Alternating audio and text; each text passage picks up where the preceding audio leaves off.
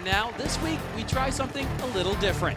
What you see before you is what we hope to be the answer to a question the editorial staff at Inside Motorcycles asked very recently. If you're a rookie rider, just starting out on the road to anywhere, what motorcycle do you purchase? To get the answer, journalists Mark Orchard and Colin Fraser of Inside Motorcycles invited all the bike manufacturers to loan them what they currently have on hand for entry-level riders. Colin and Mark then invited 5 other riders, males, females, tall, short, with varying skills, to spend 2 days up close and personal with 2 Kawasaki's, the ZZR 600 and 250, a Fuel Blast, BMW's F650 CS, Ducati's 620 Monster, and a couple of cruisers, Honda's VT600 and Yamaha's V-Star 650. At the end of the day, are you guys going to try to hand a trophy to one particular bike and manufacturer? I think there'll be a couple of trophies, but the important thing, or the complicated thing here, is this isn't apples and oranges. There's peaches and melons and lemons, and it's an incredible array. And I think the idea is to give an idea of the range that's available, and if you kind of like this is a concern. If you're tall, you might like this. If you're short, you'd want that. If you lean towards this sort of motorcycle, if you plan to eventually buy one of these, there's a lot of factors to consider.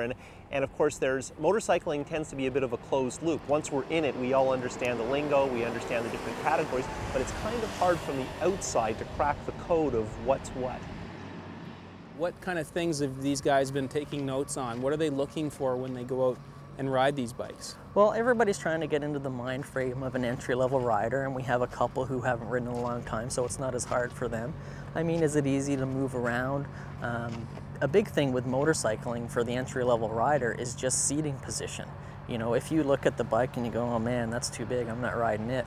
You know, if you sit on it and you're on your tippy toes, that's no good either. That's a really big thing a lot of these guys have been keeping their eye on. Are you comfortable on the bike?